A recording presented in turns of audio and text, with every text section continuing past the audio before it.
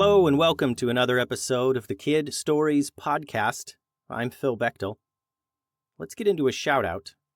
Celeste from Colorado shared some awesome drawings and an excellent recipe for goofballs. Thanks for that, Celeste.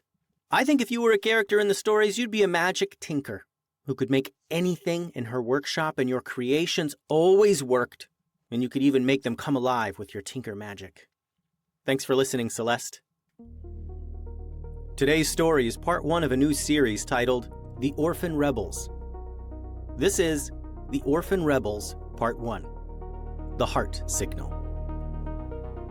The smell of burnt cheap noodles filled the cramped apartment as Brock waved a kitchen towel at the smoke detector. Come on, he muttered, jabbing at the ancient food processor with a fork. Brock, you're gonna poison us all, Leesa called from the couch, not looking up from sharpening her collection of throwing knives. Again! It's not that bad, Brock protested, though the greenish smoke suggested otherwise. From the corner, a shower of sparks erupted from Griff's latest project. Yeah, ow. Oh, that's probably fine. That's probably fine, he said, patting down a small fire on his workbench. Good news, though, I almost got the TV working again. Leesa groaned. Griff, you said that 3 days ago, and yesterday you somehow made it broadcast only ancient Martian cooking shows. That was educational, Griff defended, poking at a tangle of wires with his tongue sticking out in concentration. Besides, this time I'm using a completely different approach that definitely won't... Every light in the apartment flickered and died. Electrocute the entire building, Griff finished weakly in the darkness. Griff! Brock and Leesa shouted in unison. I can fix it! I can totally fix it! Came Griff's voice, followed by frantic scrambling sounds.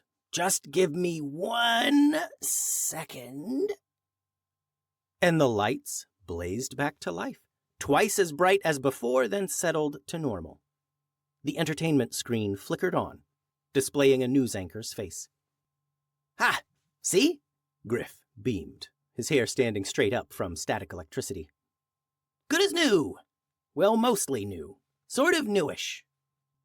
Leesa shook her head but smiled, despite herself. Great! Now what are we supposed to do about dinner? Brock looked down at his smoking noodles and sighed. Pizza delivery? Continued protests outside the Galactic Mining Consortium headquarters today, the news anchor was saying as the three friends settled around their tiny table with cardboard pizza boxes. Robot rights activists demand new legislation protecting sentient artificial beings from forced labor. Same old story, Leesa said, pulling cheese off her slice. Talk, but nothing changes. They keep forcing those poor robots down into the mines and just work them until they break. It's awful. The screen switched to footage of massive cargo spaceships. Hundreds of robots walked in perfect formation up loading ramps, their movements mechanical and lifeless. Each wore a silver security collar around their neck.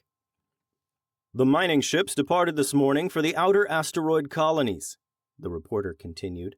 The robots will mine for stellarite, the volatile energy source that powers our starships from the dangerous mining pits. Brock paused mid-bite. Something about one of the robots caught his eye. Wait, Griff, can you rewind that? Yeah, sure thing. Griff fumbled with the remote. How far back? Just a few seconds. There. Brock pointed at the screen. Zoom in on that robot. There, 3rd row, near the middle. The image pixelated as Griff enhanced it. A familiar shape came into focus.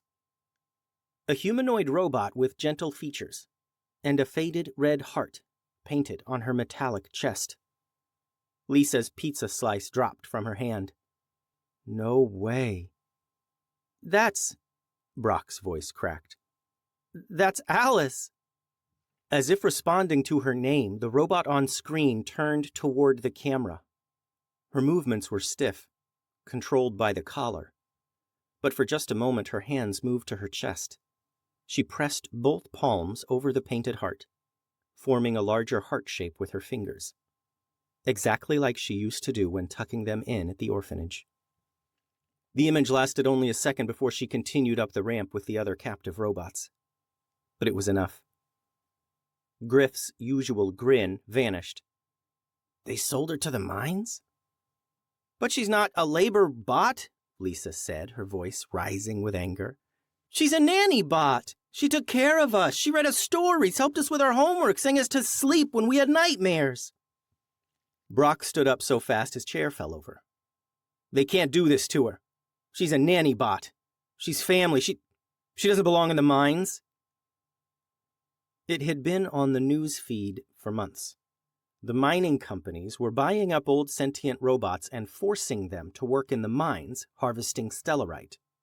The work was very dangerous. Most of the robots who went to the mines were never heard from again. Worked to the point of breaking down, or the victims of terrible mining accidents. On screen, the cargo ship's doors sealed shut, taking Alice and hundreds of other robots away to a life of dangerous servitude in the stellarite mines. We have to do something, Brock said quietly. Leesa was already on her feet, fists clenched. We're going after her. Griff looked between his two friends, then at the screen showing the departing ships. Guys, that might be just a tiny bit impossible. Those mining colonies are way out in the asteroid belt. They're heavily guarded, and we're, teenagers. Brock and Leesa turned to stare at him. But, Griff added quickly, impossible is just another word for really, really difficult, right? NannyBot 737, who the kids had affectionately come to call Alice, had raised them and others in the city's orphanage. Once the kids turned 13, the orphanage was shut down and, apparently, the bots were all sold off. Griff's fingers flew across his jury-rigged computer, pulling up star charts and mining colony databases. Okay, let me see what I can find out about where they took her. How can you even access that stuff? Leesa asked, pacing behind him like a caged tiger. The mining companies aren't exactly secretive about their operations, Griff said, scrolling through shipping manifests. They're proud of how much stellarite they're pulling out of those asteroids. Here we go. Ship registry shows that cargo transport went to Kepler Mining Colony, asteroid designation KM7. Brock leaned over Griff's shoulder, studying the data. How far is that? 3 days by standard transport, 2 if we push it. Griff's expression grew serious. But guys, this place isn't exactly a vacation resort. Look at this. The screen filled with technical specifications, radiation warnings, explosive atmosphere alerts, and a long list of safety protocols that made Leesa whistle low. Also, stellarite is incredibly unstable, Griff explained. Too hot, too cold, too much vibration. Boom. That's why they use robots. If something goes wrong, the robots get blown up instead of people, Brock finished grimly. And those control collars, Griff continued, pulling up another file. They're not just for obedience. They monitor the robot's vital systems, shut down their ability to feel pain, override their self-preservation instincts. Alice can't even run away if she wanted to. Leesa slammed her fist on the table. That's horrible! They're basically turning her into a slave. Not basically, Brock said quietly. That's exactly what they're doing. The room fell silent except for the hum of Griff's computer. Finally, Brock straightened up, his jaw set with determination. So we go get her, he said simply. Finally, Leesa exclaimed. When do we leave? Griff looked between his friends. Tiny problem. How exactly do we get to an asteroid? We don't have a ship. We don't have money for passage, and I'm pretty sure rescue mission to illegal mining operation isn't covered by standard travel insurance, and we don't have anything.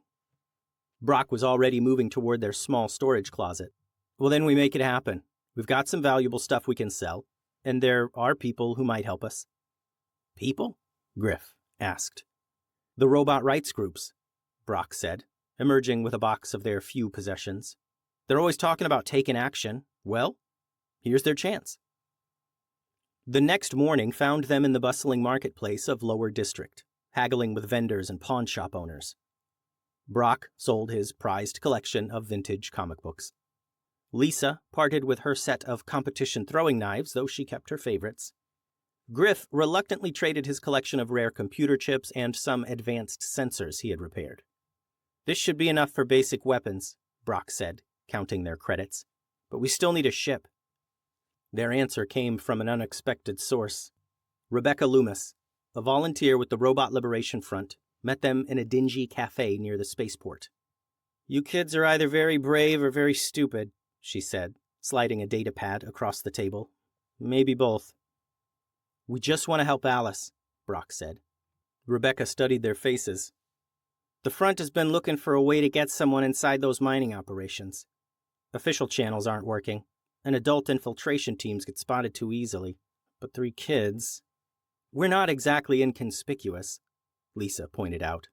"No, but you're not on any corporate watch lists either." Rebecca tapped the datapad.